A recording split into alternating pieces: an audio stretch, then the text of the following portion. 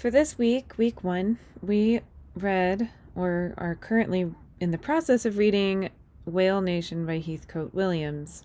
I'm keeping my slides small because I'm going to go between my slides and the actual book online, so just bear with me here.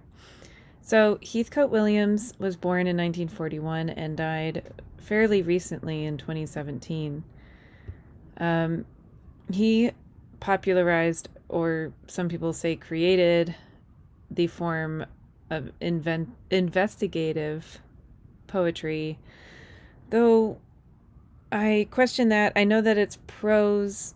I mean, the work of Walt Whitman, you know, and uh, I don't know. There were other poets who went against the grain and studied things very, very closely, particularly in science and nature, before Heathcote Williams. So I would not say that he completely invented this form of poetry, but he certainly mastered it and popularized it. His poetry works like an investigation of a problem in the world. They feel more like documentaries than traditional poetry. One of you actually said this in one of your discussions, and I appreciated reading that interpretation because I agree. Some people say that he brought poetry down from the ivory tower. If you've ever heard the term ivory tower, it stands for elitist, academia, things that are only accessible to a certain group of people, and he's trying to make poetry accessible. Poetry has not always been something that was only for the academics, but it was the main thing that people learned in school. When you went to college, poetry was one of the top, most important things you could learn in school, possibly above mathematics. It showed your ability it showed if you were able to write poetry and understand poetry, you were intelligent. That was their marker of intelligence. It showed your ability to use the language. Use of language was known as one of the most important ways of showing your intelligence, not your ability to, memorize mathematic equations and memorize, multiplication tables. And it was your ability to memorize poetry and your ability to recite it, your ability to write it yourself, and to use logic in your poetry. All these things were crucial for academia up until pretty recently. So, but it wasn't just academics that wrote poetry. There were bards and poets who worked for religious institutions or worked in monasteries, or which were also academic institutions, and who were troubadours and traveled the country with their instruments and played for people. Poetry was for everybody for a long time. However, now we see it as something rather elitist. A lot of people don't like poetry nowadays, and don't read it. Williams, according to his words and perhaps his actions, detested the 1%, as he called the wealthy aristocracy. He held particular disdain for poets who were honored by institutions built upon slavery, such as when the Queen would honor poets and 400 poets would go to a dinner and be honored by the Queen. He hated that, and he would never go. He is amongst, many who feel that way about the larger institutions of the world. Williams was an anarchist, and his views of anarchy as being the antithesis of chaos, which many people see anarchy as chaos, but in his view it was order in the world, embracing the social values he held, are found in his poems. So if you think of him as an anarchist, you can analyze his poetry through that lens. Contradictions in popular culture. So it is widely known that despite his strong value system for macro issues, he abandoned his family and barely had a relationship with his son, though the guitarist from Pink Floyd adopted him, so it wasn't so bad for his son, although I can't say that now. His son wrote a really good article, eulogy to his biological father. It's really interesting, and I suggest reading it. Despite his disdain for wealth and popular culture, he appeared on an episode of the show Friends, and was in some other movies as an actor. You can go and find that episode where they're in England and he tells Monica that she did a really good job raising Ross, and Monica gets really upset. Okay, so he attended some of the most prestigious schools in the world. He was critical of them, but still attended them, and went to Oxford and Christchurch before becoming a full-on anarchist. This happens to a lot of people. A lot of intelligent people end up going against the culture that raised them. For example, Mahatma Gandhi was very privileged, but through his privilege and education, found his true value system and began living as an ascetic. So this happens a lot. It doesn't mean that I'm being critical of him as a person for going against his upbringing. However, that amount of privilege can't just be ignored or taken away. You can't just act like you don't have that privilege. And some of the things that I've read from him make it sound like he feels like he can do that. But I'm sure he was self-critical as well, and worked towards undoing perhaps some of that privilege, or undoing the harm of that privilege throughout his lifetime. Living his words. He was a vegetarian and wrote for vegetarian magazines. Sometimes you see that there are activists in the world who are animal rights activists, but they focus on one species of animal and they don't care so much for other kinds of animals. So somebody could argue, well, you care a lot about whales, but you eat cows, and in India, cows are sacred. How do you defend that? But you don't have to ask him this question. He was a vegetarian. He didn't drive cars and encouraged others to vandalize them. One of his other poems is Autogeddon, I believe that's what it's called, and it's critical of the auto industry and the use of fuels and petrol. He tried to live life with the least harm to Earth as possible. He embraced He embraced the differences of others and exposed the empire's impact on the world. The British Empire is from England, colonization, slavery, racism, religious hierarchy, etc. While many shy away from their fears, Williams delved into them, facing them head-on, learning as much as he could. This should be, obviously, as much as he could. He then shared the knowledge with others. This required a lot of research, not a simple internet search, as we have now. Art is made and defined by this level of commitment and concentration. This is really important to remember when you read anything, is how much time and focus artists put into their work. Sometimes it seems really easy. It seems short. It took only an hour to read the poem. But it takes time. A lot of time. A few criticisms that I have of the poem. First, I want to say that all writers, people, generally have flaws. I would say that anyone who wants to have notoriety has automatic flaws in my view. But that's not to say that you shouldn't be ambitious, and you absolutely should.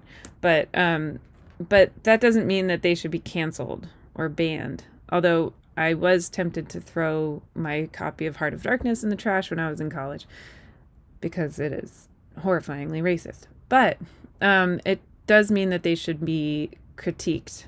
So rather than removing uncomfortable words or things in history, like words that are in Mark Twain books, or facts in history that feel uncomfortable, we should be discussing them, not valorizing them, but discussing them. Equating Native American Indians to whales.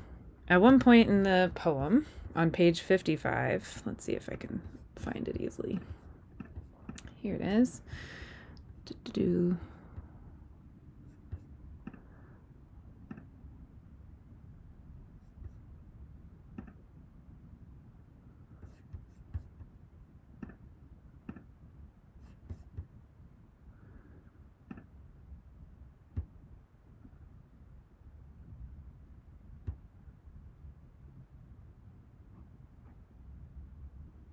He says here, the whale is with no enemies in the sea. The whale is loath to believe in the attack, as were the Indians, as were the Aborigines. This may seem, oh, he has empathy for Native American Indians and indigenous peoples. At the same time, you have to think further and wonder why he's equating their plight to the plight of whales, as if he's equating them to an animal that is not human. I don't think he did this intentionally. I just believe that he wanted to say, if you have these feelings about how Europeans treated indigenous people, why don't you have these feelings about how they treat animals? But it leaves a bad taste in the mouth, if that makes sense. It's wrong. While I think it's correct and good that he's humanizing whales, he is, by equating them to indigenous peoples, dehumanizing indigenous peoples. So he can humanize whales without doing the other. He could have just gotten rid of that, but for him, that didn't seem wrong. Perhaps today, if he looked back at it, he might change his mind on how he phrased that. Interesting. He has an interesting understanding of how non-European cultures value whales. I think it's worth investigating. Interesting there has a, I'm sorry, I forget what page I said. 96 to 98. Okay. Interesting has, a lot of connotations when I use the word interesting. I don't know. I think, by looking at the research that he did at the back of the book, you can see that most of his, how did that happen? That most of his criticism is from, is of commercial whaling by Europeans. That's most of his criticism. He does criticize and research a lot of whaling in Japan as well. And we're going to hear about Japan whaling a lot. He mentions, though, how much humans put, how much certain cultures, not Europeans at all, but certain cultures around the world that conduct whaling or have traditionally been whaling cultures are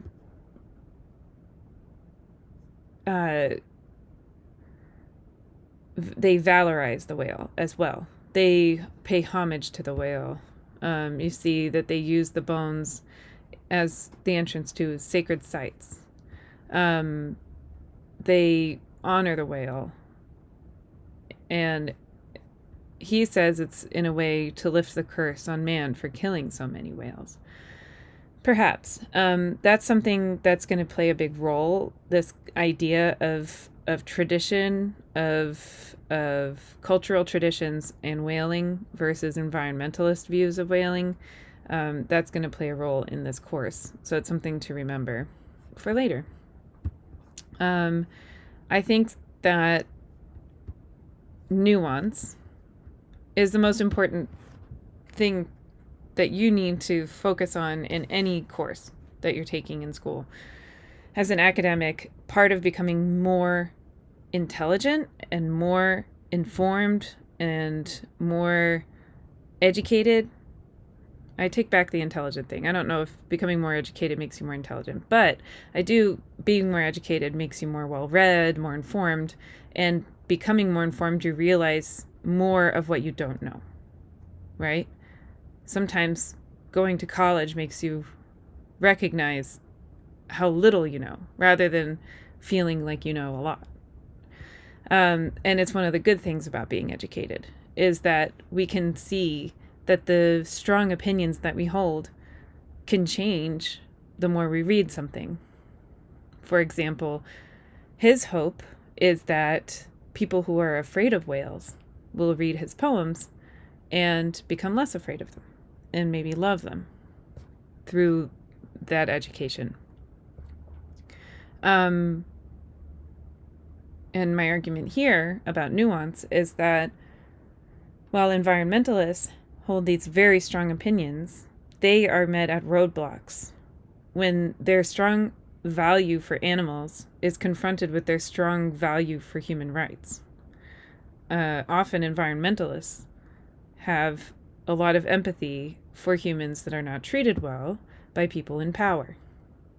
And a lot of humans who are not treated well by people in power also have a relationship with animals that doesn't fulfill the requirements of that environmentalists hope they would, right?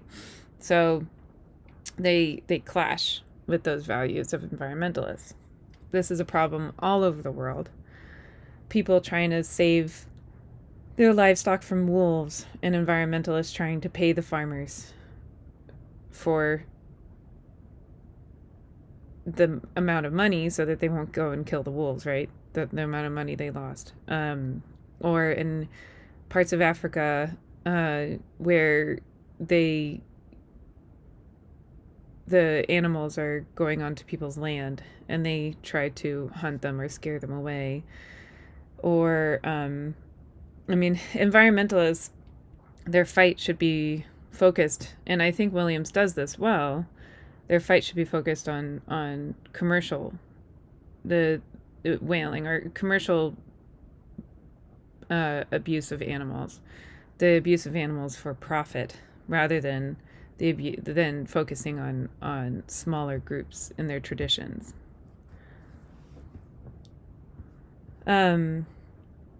As I say here, Williams has said he opposes English imperialism, and yet eco-fascism is another form of such influence on the world. So having a view and believing that all other views are absolutely wrong, and there is no nuance, there is no exception, and you believe that everybody should conform to your view, is eco-fascism. And often people view it that other cultures that aren't European or from European originally don't appreciate nature in the same way as environmentalists who are of European descent. John Muir was an example of an somebody who espoused eco-fascism. As much as I love John Muir's writing, he definitely was very controversial and problematic in his views of how to protect the environment. It's so fascinating. It's just important to realize that no matter what subject it is, and no matter how much we value something, there's always an exception. There is always something that's going to clash with our value and going to make us meet a fork in the road and have to possibly choose sides, or recognize that we're just going to stand in the middle because there's nuance. Always. Williams addresses his appreciation for how other cultures revere the whale that they kill, but holds fast to his beliefs that whaling should never occur. And this is going to be something we're going to talk about more, especially next week when you do research on indigenous whaling. At the end of the book, you'll see on the nature of whales. In the final chapter, Williams lists facts about whales and dolphins. The common theme of these facts is to help humans better understand whales, with the belief that the more we understand, the less we fear. The less we fear, the less violence we will enact upon the creature. This works as a sort of annotated bibliography. He provides a quote and then he provides a citation. Next week, you have to get together your annotations from your own research on indigenous whaling. You're going to put a citation and then your description of how that article is important for understanding indigenous whaling.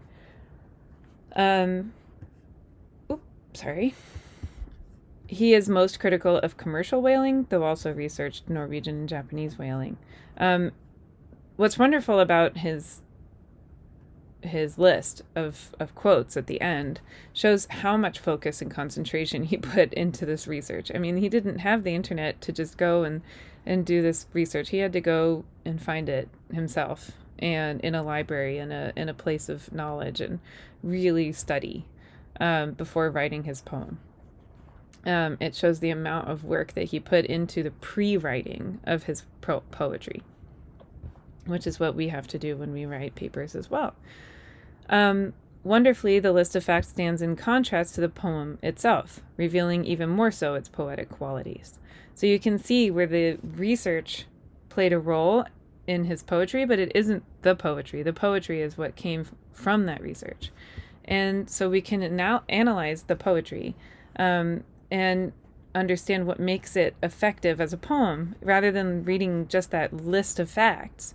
How is poetry more popularly effective? It is effective for the population, for the world, to feel something that a list of facts cannot make you feel.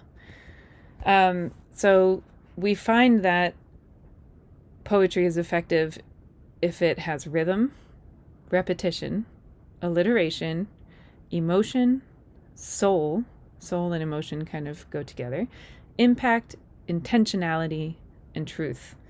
It shouldn't feel inauthentic. The poem should feel that it is truly what the poet feels and is trying to communicate. I'd say the most important thing is intentionality, especially in a poem like this, where it doesn't fit the actual bill of what a standard classic poem would look like. It doesn't look like Shakespeare. It doesn't have a clear rhyming pattern. It isn't short, which usually poems are pretty short. Although that's not true. Popular poems are short, but usually popular poems are just parts of a longer poem. So in Whale Nation, let's go back to the poem. It begins with this beautiful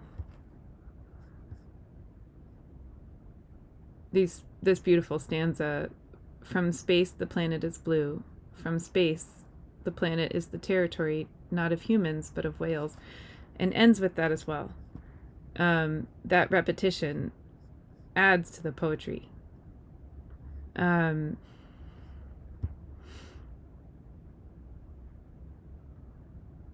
These stanzas they don't have a particular rhythm that stays together. However, when you read it or when you hear the actor read it in the video that I posted, or even Heathcote Williams reading it, you can hear the rhythm.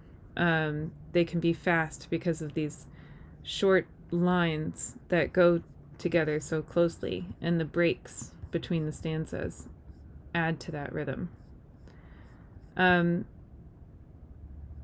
part of the poem that is most impactful is when he's talking about whaling. He begins to list things, and it feels very intentionally stabbing almost. The list of the cities that were built around whaling. The list of what whales were used for. These lists feel, he uses the word for over and over and over again. That repetition is a very impactful and effective tool in poetry.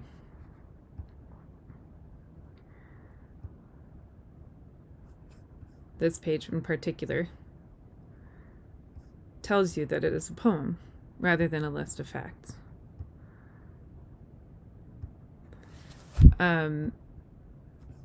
Again, he uses this repetition. And you don't need the pictures. The pictures obviously add to it. But you can feel, not just from the beginning and his facts about what they do and informing the reader about whales, but from this chapter on whaling and dolphins shows how much he loves whales. You can feel the love he has for the whales, and that overrides everything. His love for a species other than humans, and his disdain for humans. Perhaps not all humans, but his disdain for how humans treat animals and treat the earth stands out over everything else. It is this emotion that he's able to render through his poem that makes it a poem. It's crucial also to think about how you're feeling. Whenever you're reading something, you are the audience. You're the intended audience, possibly. Sometimes you're not, but in this case, you are the intended audience. How does it make you feel? How does the poem affect you? Then you can tell what the author was trying to do and if it was effective, right? Did the poem do what the author do to you, what the author intended it to do to you? Did it make you change your view of something? Did it make you want to argue about it? Did it make you want to defend whaling? Did it make you hate poetry, right? So those are all questions you need to be asking yourself. You are an important source of your own research when you're analyzing literature. It is crucial to look to yourself. Even if you don't use the word I or the first person in your writing, you and your reaction is going to be the primary source of that analysis that you're going to do in your own writing, in your academic writing. So think about how sometimes when we don't memorize poetry, the thing that stands out in the poetry is our emotion to it, the emotion that we had while we read it. And that can tell us about how effective the poem was. Okay, so on that note, I want you to go back to the poem. I want you to go back and read more of it. And for future videos, I am going to figure out how I can have my face in the corner because it might be easier to watch my lectures if you can see me. But that'll be for next time. I hope this video helped you figure out how you can analyze his poetry for the formal writing assignment that you have due on Sunday. And to clarify, I want to go to Blackboard.